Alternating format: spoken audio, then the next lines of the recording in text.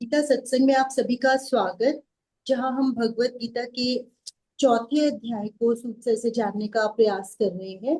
सभी की ओर से सर को प्रणाम और निवेदन कि आज के गीता सत्संग की शुरुआत करें। आशु जी, धन्यवाद। मेरी ओर से भी आप सबको प्रणाम, नमस्कार, चरण वंदना। और कहूंगा योगस्थ कुरु कर्माणि। हम लोग चौथे अध्याय की चर्चा कर रहे हैं। मैं रिक्वेस्ट करूंगा 7वें श्लोक से आप हिंदी पढ़ दें और फिर आगे इसको रिवाइज करते हुए फिर आगे चलेंगे। ठीक है। 7 और 8 दोनों ही बड़े इंपॉर्टेंट। यदा यदा हि धर्मस्य ग्लानिर्भवति भारत, अभ्युत्थानम अधर्मस्य तदात्मानं सृजाम्यहम्। परित्राणाय साधूनां विनाशाय च दुष्कृतां धर्म संस्थापनार्थाय संभवामि युगे युगे। हे भारत, जब जब धर्म की हानि और अधर्म की वृद्धि होती है, तब तब ही मैं अपने रूप को रचता हूँ, अर्थात साकार रूप में प्रकट होता हूँ। साधु पुरुषों का उद्धार करने के लिए, पाप कर्म करने वालों का विनाश करने के लिए और धर्म की भली भांति स्थापना करने के लिए मैं युग युग में प्रकट हुआ करता हूँ। देखिए, दोनों श्लोक बड़े इंपॉर्टेंट हैं। मैंने इनको थोड़ा एनालाइज किया, तो जो मेरी समझ में आया वो मीनिंग मैं आपसे शेयर करता हूं। हे भारत, यदा यदा ही धर्मस्य ग्लानिर्भवति, जब जब धर्म की हानि होती है, तो सवाल पैदा होता है, क्या हर रोज धर्म की हानि हो रही है? यस, हमें अपने जीवन में दिखाई देता है कि धर्म की हानि तो हर रोज हो ही रही है, कोई ना कोई गलत काम चल ही रहे हैं। तो ये बात तय है कि धर्म की हानि तो हर रोज ऑलमोस्ट एवरीडे हो ही रही है। यदा यदा ही धर्मस्य ग्लानिर्भवति भारत, अभ्युत्थानम अधर्मस्य। और इसके साथ ही जब धर्म की हानि होती है और अधर्म का उत्थान होता है, ये दोनों काम तो हो ही रहे हैं। पहली बात ये हमारे मन में क्लियर होनी चाहिए कि ये ऐसा नहीं है कि भविष्य में कहीं होना है। ये हर रोज ऑलमोस्ट हमारे सर्कमस्टेंसेस में, डे टू डे लाइफ में हर रोज हो ही रहा है। और कहा, यदा यदा ही धर्मस्य ग्लानिर्भवति भारत, अभ्युत्थानम अधर्मस्य, यानी अधर्म का उत्थान हो जाता है। तदा आत्मानम सृजामि अहम, तब मैं स्वयं का सृजन करता हूं। तो सवाल पैदा होता है, अगर हर रोज धर्म की हानि हो रही है और अधर्म बढ़ रहा है, तो फिर क्या श्री कृष्ण जी हर रोज अपना सृजन कर रहे हैं? ये सवाल पैदा होता है। अगला श्लोक भी पढ़ लेते हैं और फिर थोड़ा सा और समझेंगे। अगले श्लोक में कहा,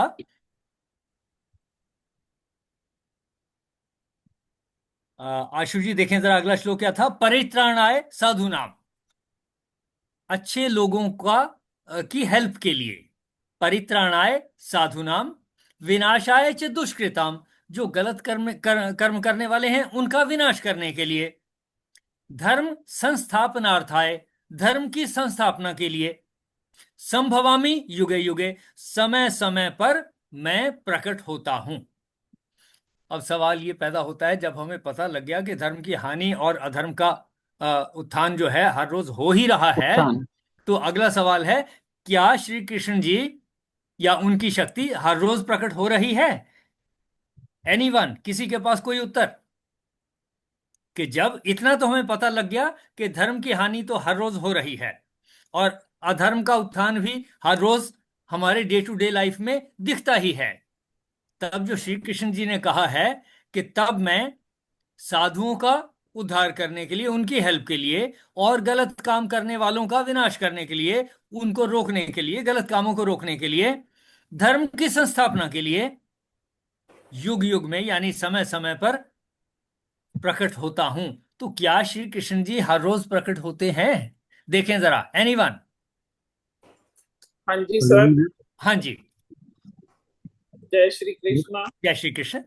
कृष्ण जी हर रोज प्रकट होते हैं। जैसे हमारे सामने जब कोई अन्याय हो रहा हो या कोई राग द्वेष बढ़ रहा हो किसी में, फैमिली में या परिवार में या आसपास देखें अगर कुछ गलत हो रहा है, तो हम अपनी तरफ से उसको अगर सुलझाने की कोशिश करते हैं, उसको ठीक करने की बात करते हैं, तो उस समय हमारे अंदर वही कृष्ण जी प्रकट हुए होते हैं। रंजना जी, आपने बिल्कुल ठीक समझा। यही इन दो श्लोकों से हमें समझ में आता है हालांकि लगता ये है कि जब कोई ऐसा हो रहा है तो श्री कृष्ण जी कहीं से आएंगे, लेकिन ऐसा नहीं। ये हो रहा है, हर रोज हो रहा है, हर समय हो रहा है। और श्री कृष्ण जी हर रोज प्रकट हो रहे हैं। किस तरह से प्रकट हो रहे हैं? जो हमारे मन के अंदर भावना आ रही है या किसी और के अंदर भावना आ रही है कि ये जो राग द्वेष का इम्बैलेंस हो रहा है, इसको रोका जाए, लड़ाई झगड़ा बढ़ रहा है, इसको रोका जाए। ये जितने भी भाव हैं, ये श्री कृष्ण जी का ही प्रकटीकरण है, उनका ही प्रकट होना है। देखें जरा, इन दोनों श्लोकों में किसी का कोई पॉइंट, कोई प्रश्न, या आप कुछ कहना चाहें? ये बहुत हरिओम जी। क्लियरली समझ में आया कि श्री कृष्ण जी भविष्य में कहीं प्रकट होंगे, ऐसा नहीं है। वो ऐसी परिस्थितियां क्योंकि हर रोज चलती हैं, और हर रोज अनंत जगह, पूरे विश्व में पता नहीं कितनी जगह लोग झगड़े को रोकने का प्रयास कर रहे हैं, तो वो श्री कृष्ण जी की परमात्मा की शक्ति उत्पन्न हो ही रही है। और अच्छे लोगों को ये शक्ति बचाती है, और जो गलत काम कर रहे हैं, तंग कर रहे हैं, परेशानी खड़ी कर रहे हैं, उनको रोकती है यही शक्ति, जो किसी किसी समय मुझ में हो सकती है, आप में हो सकती है, किसी और में हो सकती है, हमारे बड़ों में हो सकती है, कभी कभी छोटे भी हमें सिखा देते हैं, मित्रों में हो सकती है, शत्रुओं में भी हो सकती है, किसी में भी हो सकती है। तो ये दो श्लोकों का अर्थ हमें क्लियर होना चाहिए। एनीवन, एनी क्वेश्चन, या आप कुछ कहना चाहें अपनी तरफ से, फिर आगे चलेंगे। हरिओम जी। हरिओम। हाँ जी, मैं ये कह रहा था जी, जैसे कोल्ड वार होती है ये तो सदा चलती रहती है, कोल्ड वार होती है। हाँ जी। और इसके बाद ये कोल्ड वार होती है, ये हॉट वार का रूप धारण कर जाती है। तो उस टाइम उस हॉट वार को निपटाने के लिए किसी महान हस्ती का प्रकट होना होता है। हाँ अशोक जी, जैसे मैं आपकी बात से सहमत हूं कि वो शक्ति किसी एक व्यक्ति के अंदर से आ सकती है, किसी ग्रुप हाँ के जी। अंदर से आ सकती है, किसी बड़े ग्रुप में से आ सकती है, किसी कंट्री में से आ सकती है, या जो हाँ जी। पढ़े लिखे लोग हैं उनकी कोई संस्था है उसमें से आ सकती है, किसी भी उसमें से आ सकती है। कोल्ड वार चल रहा हो उसमें से आइडेंटिफाई होकर के आया हो, उन परिस्थितियों में हो, या अदरवाइज झगड़े किसी तरीके से हो, नेशनल लेवल पे हो, इंटरनेशनल लेवल पे हो, या कोई जो है लोग हमें परेशान कर रहे हो, ऐसी सभी परिस्थितियों में उस शक्ति का प्रकटीकरण होता ही है, ऐसा हम देख रहे हैं। और जहां कुछ इससे भी बड़ी चीजें हैं जो आपने अभी कही, बिल्कुल ठीक, उसमें कुछ और इससे बड़ी शक्तियों का ग्रुप के तौर पर भी ऐसा उनका उस शक्ति का प्रकटीकरण हो सकता है। देखें जरा। Thank you. मैं तो यही कह रहा था हाँ जी। कि ये जो कोल्ड वार की तरह है, जैसे हमारे अंदर अधर्म का भी कोल्ड रूप से मतलब कि ये बढ़ता रहता है धीरे धीरे। जब चरम सीमा पे पहुंचता है तो इसको विनाश करने के लिए किसी महान हस्ती का उत्पन्न होना जरूरी होता है। उस टाइम महान हस्ती ही इसको निपटारा करती है। अशोक जी, मैं ये कहूंगा कि हमारे अंदर ब्रह्म की शक्ति है, क्या हम हाँ जी। महान शक्ति नहीं हैं? नहीं, हैं। हम तो हैं महान शक्ति, पर हाँ, हर एक इससे इससे भी ऊपर और भी हो सकती है। की। जितनी मेरे में है, मेरे से ज्यादा किसी और में हो सकती है।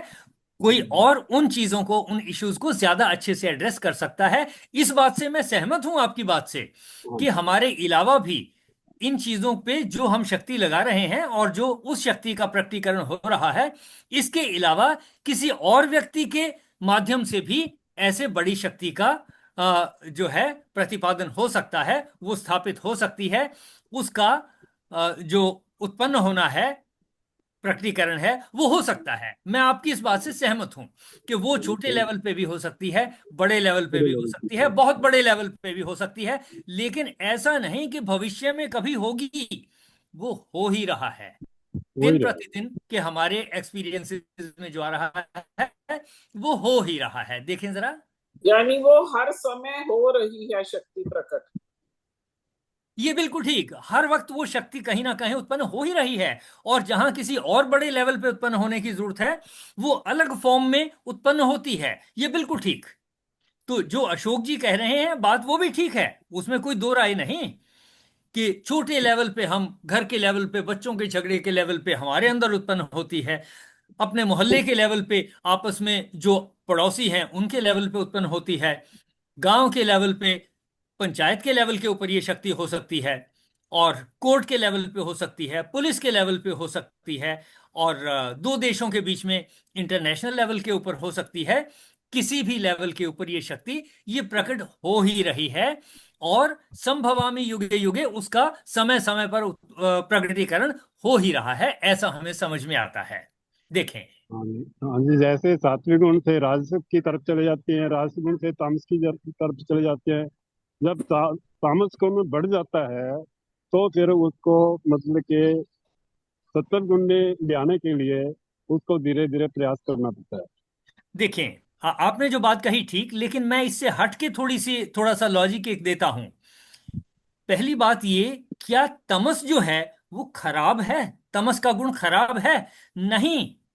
ये तमस का गुण है जिसकी वजह से कोई व्यक्ति किसी जगह बैठा रहता है, उसको सुस्ती आती है। ये तमस का गुण है कि उसको नींद आती है, और नींद आने से उसके अंदर की शक्ति जागृत होती है, और वो अगले दिन काम करने के लिए फिर रेडी होता है।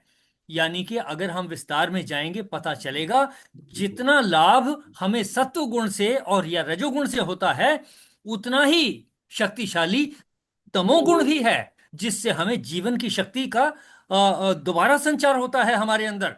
ये तो हम मानते हैं कि निद्रा शक्ति तमस की शक्ति है, और इस शक्ति से ही तो हम एक दो दिन नहीं सोएंगे तो तीसरे दिन काम नहीं कर पाएंगे, ऐसे ही पगला जाएगा माइंड, और इधर उधर भागते फिरेंगे। दवाई लेनी पड़ेगी, नींद की दवाई लेनी पड़ेगी। लेकिन अगर हम ये जाने कि तमस का गुण भी लाभकारी है, हम उसके फायदों का इस्तेमाल करें। ये नहीं कि जब कोई शत्रु आ गया तब मैं सोया रहूं, तब तमस का गुण नुकसान दे देगा। यही है, अगर यही कोई बात है। शत्रु आ तामस, गया, मैं सोया रह जाऊं, तो तमस तामस का को गुण मुझे नुकसान कर देगा। और जब कोई बढ़ने नहीं टीचर देना पढ़ा उसको। रहा है, और कोई कोई विद्यार्थी तमस के गुण में दिवा स्वप्न में रह गया, कुछ और सोचता रह गया। मुझे याद है, क्लास में हाँ, बैठता था भाई, टीचर कुछ पढ़ाते थे, मेरे माइंड में कुछ और चलता रहता था। दिवा स्वप्न कहते हैं इसको। आंखें तो बोर्ड की तरफ हैं, टीचर की तरफ हैं, लेकिन माइंड में कुछ और चलता था। उस समय मैं ज्ञान को अर्जित नहीं कर पाता था कि टीचर ने, गुरुजी ने, अध्यापक ने क्या कहा, नहीं समझ में आता था। ठीक है, तब भी नुकसान हो जाता था। यानी ठीक ठीक ठीक। नुकसान हमारा तमस से हो सकता है, हो सकता लेकिन है जब बढ़ तमस जाता है। अपने आप में खराब है ऐसा नहीं हम कहेंगे। ऐसा नहीं है, जब तामस बढ़ जाता है तो। हाँ हाँ, तमस जब बढ़ गया, और तमस बढ़ने से भी कोई दिक्कत नहीं है, नहीं, लेकिन जब लिमिट से ज्यादा बढ़ जाएगा तो दिक्कत आएगी आएगी। नहीं नहीं नहीं नहीं, अब इसको थोड़ा सा मॉडिफाई करता हूं मैं। जब तमस उतना बढ़ गया, और उस समय बढ़ गया जब तमस से हटना था, हाँ जी, हाँ जी, ठीक है। जब उस हम्म। समय बढ़ गया तमस और ज्यादा हो गया, जिस समय तमस से मुझे बाहर आना था, हाँ शत्रु जी, आ हाँ जी, गया लेकिन मैं ठीक है। सोया रह गया, हाँ जी, हाँ उस जी, समय ठीक है। तमस का नुकसान हो गया मुझे। बिल्कुल अदरवाइज तमस जो है हर रोज मेरे लिए जरूरी है। हम ठीक है। प्रकृति की किसी भी शक्ति को बुरा कहने से बचें। सारी शक्तियों का कुछ ना कुछ उपयोग है, और उन्हीं ठीक है। शक्तियों का दुरुपयोग भी है। किसी एक चीज को, न्यूक्लियर पावर को इलेक्ट्रिसिटी जनरेट करने के लिए इस्तेमाल किया जा सकता है, न्यूक्लियर पावर को बॉम्ब बना करके विनाश, विनाश की विनाश तरफ। की तरफ भी इस्तेमाल किया जा सकता है। तो हमने ख्याल करना है कि जब जब हम इन सभी शक्तियों को, चाहे वो सत्व की हो, रज की हो, तम की हो, या कोई और भी शक्ति हो, जब हम इसको अपने इस्तेमाल। परिवार के, समाज के और वातावरण के भलाई के लिए इस्तेमाल करते हैं, तो हाँ, डेफिनेटली ये अच्छाई के लिए हो गई। और जब हम किसी का भी इसमें से नुकसान होता है, तो उतना उतना जो है इसका नुकसान होता है। और ऐसी परिस्थितियों में ये जो शक्ति है, जो हमें कहती है कि लड़ाई झगड़े को बंद कराओ, दुरुपयोग को बंद कराओ, ये श्री कृष्ण जी की ही शक्ति है, जो समय समय पर प्रकट होती है, उत्पन्न होती है। देखें जरा। बिल्कुल ठीक है। ठीक है जी। चलिए आशु जी, और किसी का कोई पॉइंट? चलिए इससे आगे चलते हैं श्लोक नंबर 9 पर। जी सर। जन्म कर्म चे च मे दिव्यम् एवं यो वेत्ति तत्त्वतः त्यक्त्वा देहं पुनर्जन्म नैति मामेति सोऽर्जुन। हे अर्जुन, मेरे जन्म और कर्म दिव्य अर्थात निर्मल और अलौकिक है। इस प्रकार जो मनुष्य तत्व से जान लेता है वह शरीर को त्याग कर फिर जन्म को प्राप्त नहीं होता, मुझे ही प्राप्त होता है।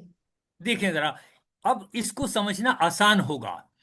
ये जो हमने पहले डिस्कशन की कि उस शक्ति का प्रकटीकरण हो रहा है, अब कहा हे अर्जुन, मे जन्म च कर्म दिव्यम, मेरे जन्म और कर्म दिव्य हैं। अब इसको समझने में कोई मुश्किल नहीं होनी चाहिए कि ये दिन प्रतिदिन जब उनका जन्म और उनके कर्म हो रहे हैं, किसी ना किसी के थ्रू हो रहे हैं, लड़ाई झगड़े को रोक रहे हैं, राग द्वेष को रोक रहे हैं, ये तो जन्म और कर्म जो है दिव्य हैं ही। इतना समझने में किसी का कोई प्रश्न या कोई कठिनाई? ये सीधा समझ में आता है। कहा हे अर्जुन, मेरे जन्म और कर्म ये हमें पता चल गया कि उनका जन्म कब होता है, हर रोज हो रहा है, हम जानते हैं, पहचान गए हम इसको। और कर्म, उ, उनका जन्म और इस शक्ति का कर्म क्या है? राग और द्वेष में बैलेंस स्थापित करना, झगड़े को खत्म करना। और ये तो दिव्य है ही है।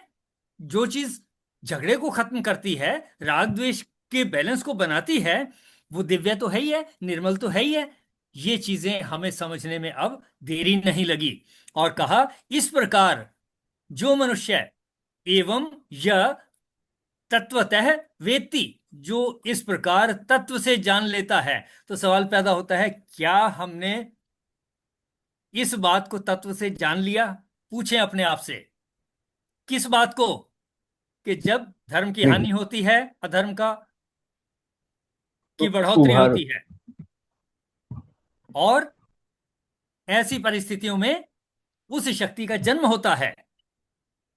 और इस शक्ति से, जो इससे पहले श्लोक में कहा कि साधु पुरुषों का उद्धार होता है, पाप करने वालों का विनाश होता है, धर्म की स्थापना होती है, और यह समय समय पर होता है।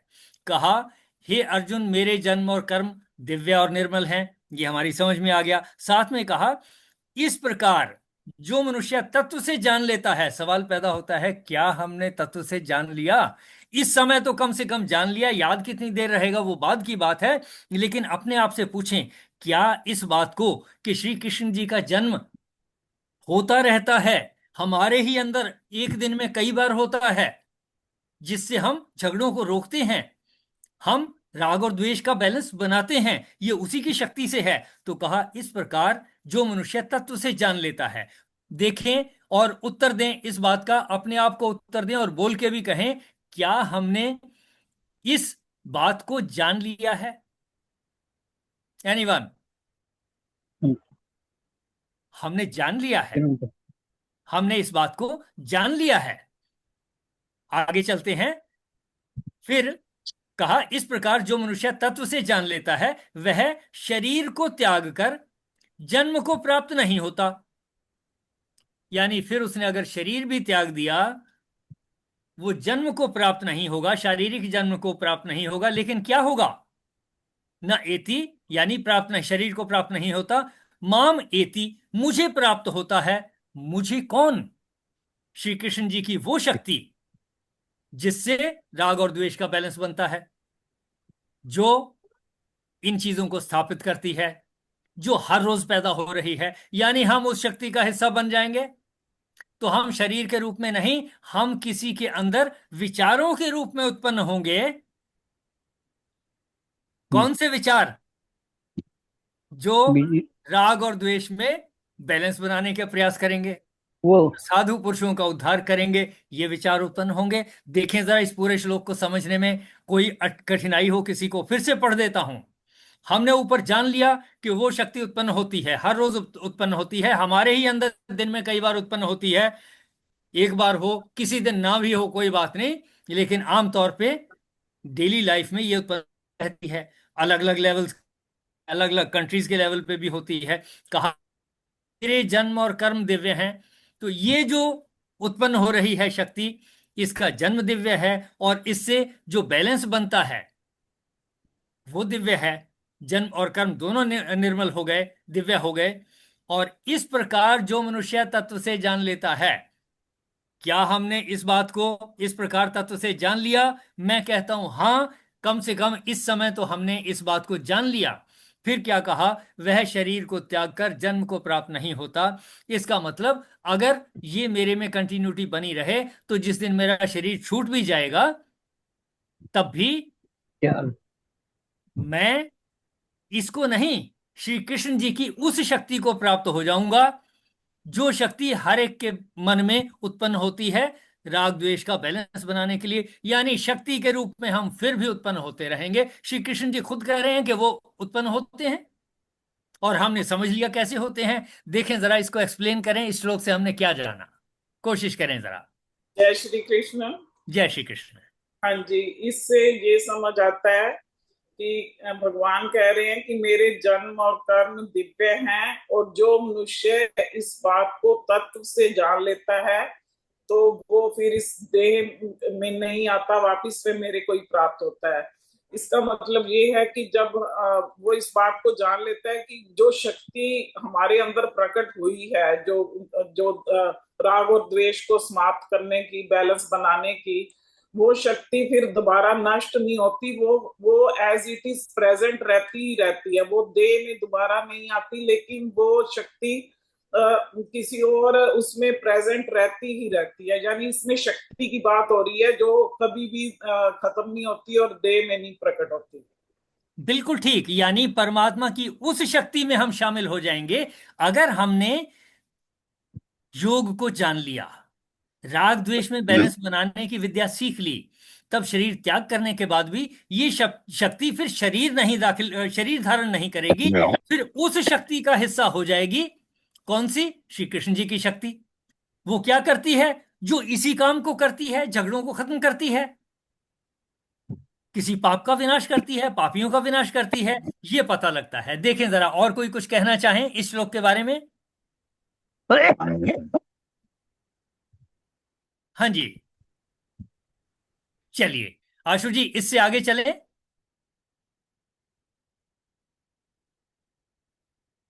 श्लोक नंबर 10। जी सर।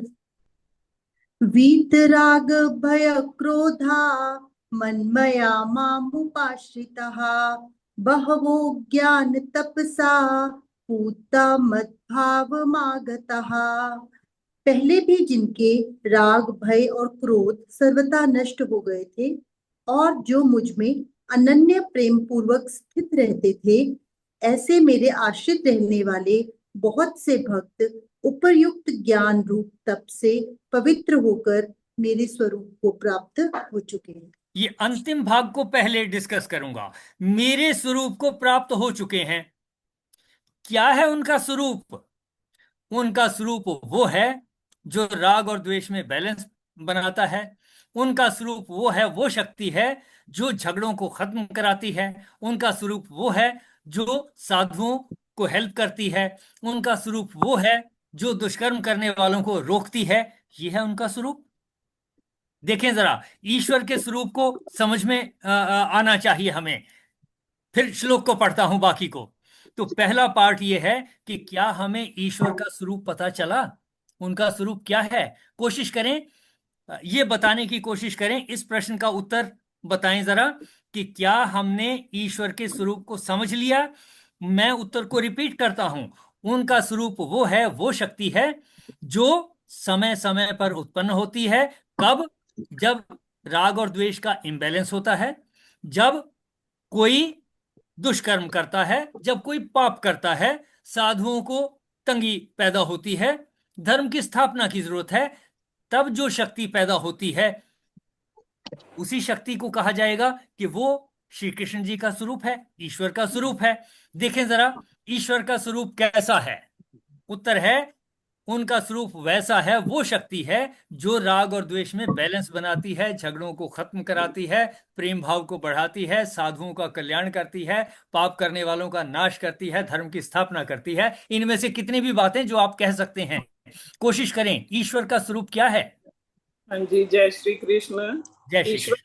स्वरूप जो है वो शक्ति है जो राग और द्वेष में बैलेंस बनाती है।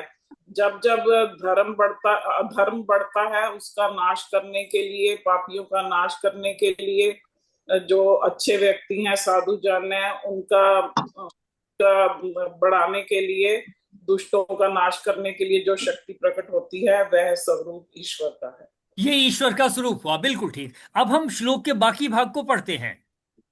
जिनके राग भय और क्रोध, वीत राग भय क्रोधा, जिनके राग भय और क्रोध, ये तीन चीजें, राग यानी अटैचमेंट, भय डर लगना, क्रोध क्रोध आ जाना, सर्वथा नष्ट हो गए हैं। जिन व्यक्तियों के राग भय और क्रोध नष्ट हो गए हैं, इसका मतलब ऐसा व्यक्ति उस ईश्वर के स्वरूप को प्राप्त हो रहा है, उस शक्ति की तरफ को उसका रुझान दिखाई दे रहा है जो राग और द्वेष में बैलेंस बनाएगी।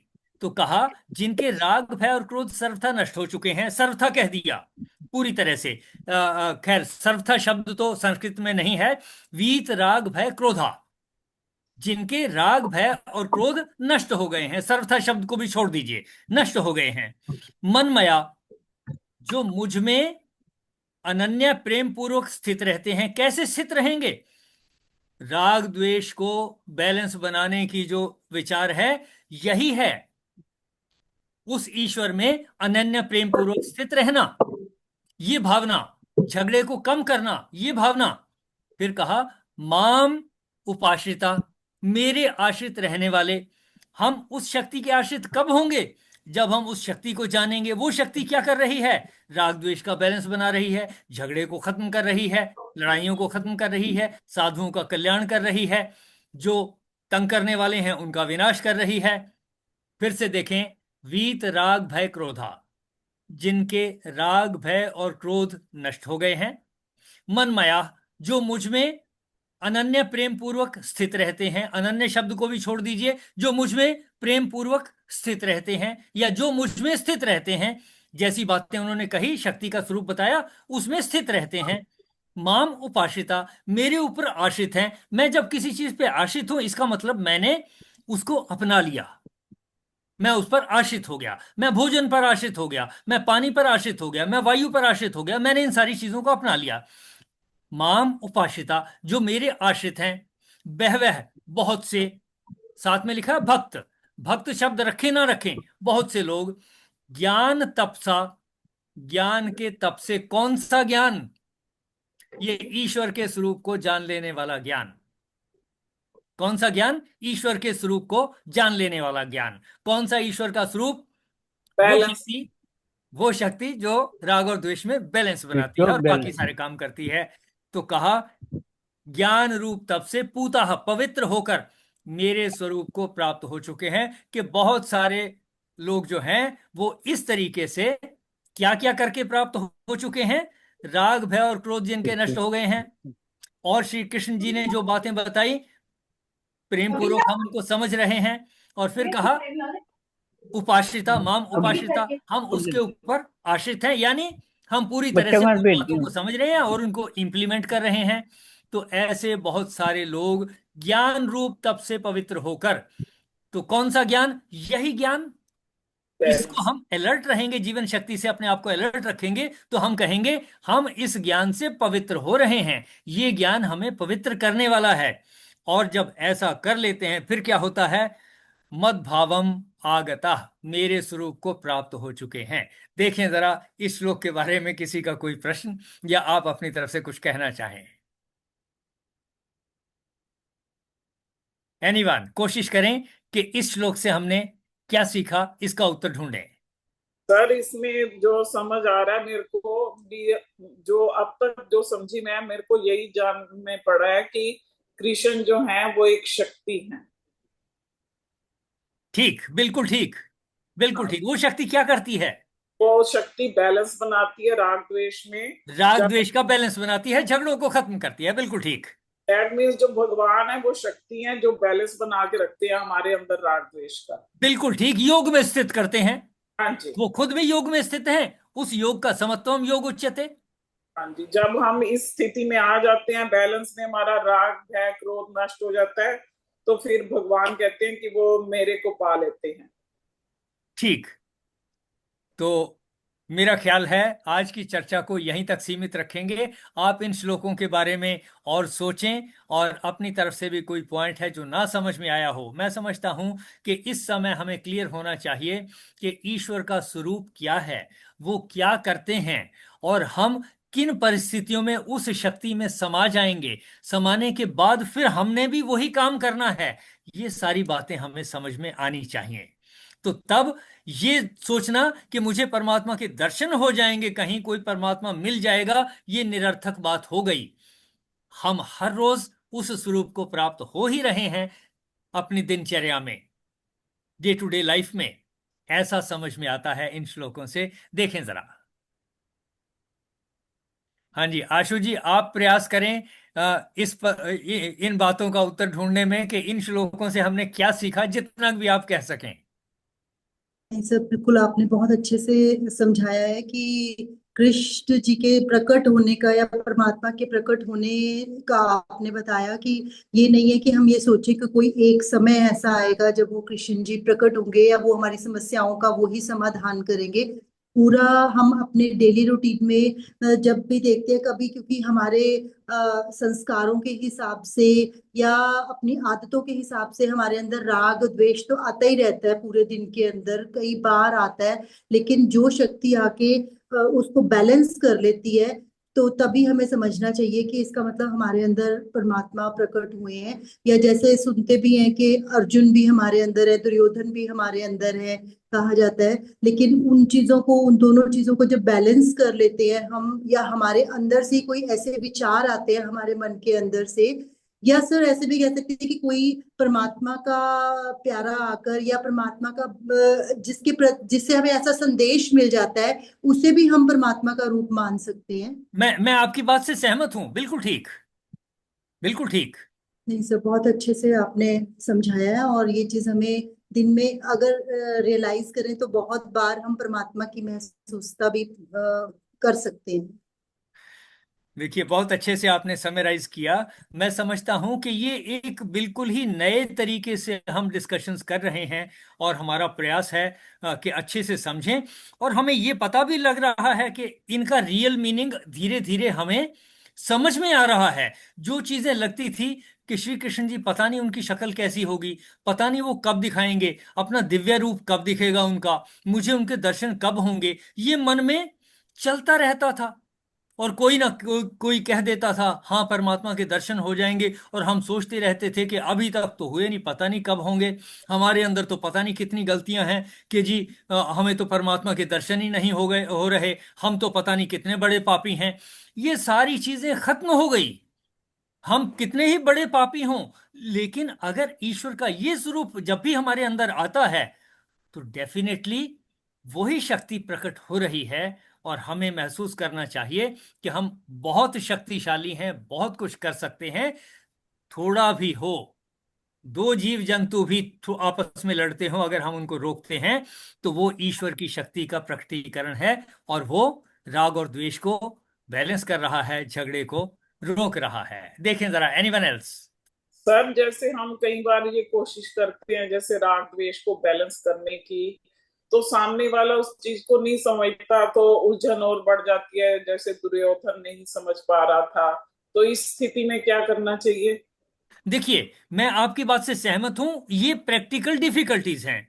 ये श्री कृष्ण जी के सामने भी थी, ये हमारे सामने भी हैं, ये पूरे समाज के सामने हैं, मोहल्लों में, गांवों में, शहरों में, इंटरनेशनल लेवल पे ये सारी चीजें हैं कि मैं कुछ कहता हूं लेकिन दूसरा किसी और तरीके से सोचता है, उसको कुछ और अच्छा लगता है, उसके पीछे उसके अपने इंटरेस्ट हो सकते हैं, मैं जो कह रहा हूं मेरे अपने इंटरेस्ट हो सकते हैं। लेकिन इन्हीं में कोशिश करनी है कि जितना बैलेंस बन सके, कि अगर भारत भारत पाकिस्तान का है तो कोई प्रयास ऐसा हो जिससे न्यूक्लियर ना चल जाए, उतना बड़ा विनाश ना हो जाए। अगर उतने तक भी कोशिश करके हमने पा लिया, तो ये उस ईश्वर की शक्ति का ही प्रयोग है। ऐसी परिस्थितियों में हमें कोशिश करना चाहिए, what best can I do. मुझे अपने आप से पूछना है, what best can I do. क्या मैं खुद से कर सकता हूं, क्या किसी से कोई मदद ले लूं, या मैं उसको कुछ बोल करके बता दूं, या मैं उसको धमका के उसको गलत सीरियस काम, न्यूक्लियर वेपन यूज करने से रोक सकता हूं। इनमें से जो भी चीज जिन परिस्थितियों में जितनी इस्तेमाल हो सके, पीछे भावना होनी चाहिए राग और द्वेष का बैलेंस बने, लड़ाई झगड़ा कम हो, अगर खत्म नहीं होता कम हो, ये भावना है, तो इसके पीछे वो ईश्वर की शक्ति ही काम कर रही है। और अगर ईश्वर की शक्ति काम कर रही है तो आज नहीं कल जो हम सोचेंगे वो होगा, क्योंकि अंततः उस अनंत ने भी सब चीज को योग में स्थित करना है। सूर्य भी योग में है, सारे तारे आकाश गंगाएं सब योग में हैं। उस शक्ति की भी कोशिश बैलेंस बनाने की है, योग में स्थित करने की है। तो जो परिस्थितियां आपने बताई, उन परिस्थितियों में भी जितना हम कर सकें ध्यान में रखें, ओके। और ना कुछ हो सकता हो तो हम कहें अच्छा ठीक है कल बात करेंगे, या चलो आज इस बात को रोकते हैं। ऐसा कुछ ना कुछ कोई बात कह के झगड़े को रोकने का प्रयास करना चाहिए, ऐसा मुझे लगता है। देखें जरा। ठीक है, हाँ जी सर। सर ये मैं ये भी सोचती हूँ, चाहे कल चर्चा हो जाए हमारी, कि जैसे महाभारत का युद्ध हुआ तो वो भी एक बहुत बड़ा वार था, बहुत महासंग्राम था, उसमें भी विनाश तो बहुत हुआ, एक एटम बम जितना विनाश हुआ है उसमें। तो उस जैसे आप कह रहे हो कि न्यूक्लियर बम ना चल जाए इतने तक, पर उस समय जो था बहुत बड़ा विनाश हुआ जो था। ये ठीक है आपकी बात। इन्हीं परिस्थितियों में ये सारी बातें निकल के आ रही हैं, हम नए सिरे से, क्योंकि ये तो आदिकाल से चला आ रहा है, ये झगड़ा राग और द्वेष का चला आ रहा है, आज तक खत्म नहीं हुआ, आगे भी नहीं होना। सिर्फ बैलेंस में बनाने का, योग में स्थित रहने का, योग में स्थित करने का, अपने आप को, परिवार को, समाज को, वातावरण को बैलेंस में सेट करने का जो प्रयास है, यही फ्रूटफुल होगा, ऐसा मेरी समझ में आता है। हाँ जी, वही मेरे को ऐसे लगता है कि फिर ऐसे ही बैलेंस बनेगा, जो पापियों का नाश होगा और साधु जनों का उद्धार होगा। तो एक बैलेंस जरूरी हो जाता है एक लेवल पे आके। बिल्कुल ठीक। जब पूरी समस्त यूनिवर्स की शक्ति बैलेंस बनाने में लगी हुई है, तो हमारा प्रयास भी बैलेंस बनाने की तरफ अगर करेंगे तो किसी ना किसी लेवल तक सार्थक होगा ही होगा। Thank you sir. चलिए आशु जी, मेरा ख्याल है समापन की ओर बढ़ते हैं। अ, कल की कक्षा का आपको इन्फॉर्म कर दिया जाएगा।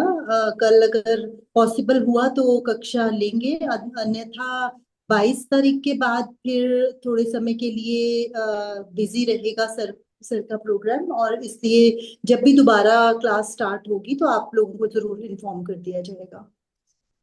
ये भी जो व्यस्तताएं हैं, ये भी अपने आप में संग्राम है, इसी तरीके से बैलेंस करने की कोशिशें हैं, जो भी परिस्थितियां हैं किसी की भी हो सकती हैं। चलिए, ऑल राइट। ओम पूर्णमदः पूर्णमिदं पूर्णात् पूर्णमुदच्यते पूर्णस्य पूर्णमादाय पूर्णमेवावशिष्यते। ओम शांतिः शांतिः शांतिः। आज की चर्चा बहुत ही सार्थक रही, उपयोगी रही। आप सबने पार्टिसिपेट किया और हमने ऐसी बारीकी को समझा जिसको हम किसी और तरीके से समझते थे पहले। तो इन परिस्थितियों में मैं समझता हूं कि हमारा ज्ञान बस दवा दवा। सर आपका म्यूट हो गया, सॉरी नहीं सर, आवाज। सर। सर आप म्यूट हो गए गलती से। हाँ जी, जी सर। मैं समझता हूं आज की चर्चा में जो हमने सीखा, उस ईश्वर की शक्ति को जाना, और हमें वो चीजें समझ में आई जिनको किसी और तरीके से हम उम्मीद रखते थे कि परमात्मा ऐसे होंगे या वैसे होंगे या ऐसे प्राप्त होंगे। हमने एक और तरीके से समझा, जिससे हमें एक तरीके से नए सिरे से दर्शन हुए उस शक्ति के, हमने उसको जाना। ये चीज हमारे साथ, हमारे जीवन में हर रोज काम आने वाली है। इस पूरे सहयोग के लिए मैं आप सबका बहुत आभारी हूं। मेरी ओर से आप सबको बहुत बहुत धन्यवाद, प्रणाम, नमस्कार, चरण वंदना।